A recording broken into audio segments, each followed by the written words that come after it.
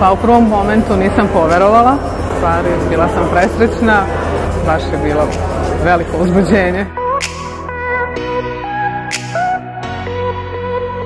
Ja sam kupio nov automobil i otišao sam sipom prvi put, pun rezervoar i u međuvremenu, međutim, sam dobio novi auto.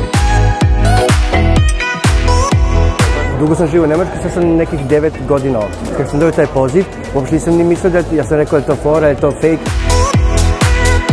Mislim da bi vredi učestvati, što kaže ono, jer nikog nisam poznavao ko je dobio tako velike nagrade. Šta si ti dobio u Nemačku? Nikad nisi dobio nešto u Nemačku. Ti si ovdje, ti si sad dobio svih nas i ovdje koliko živi, ti si baš dobio tu nagradu. Čovjek je nazvao i nisam mogao da verujem. Čak sam tražio i njegov broj mobilnog da bih posle 2 sata zvao čovjeka da pitam da li je to, da li je to istina.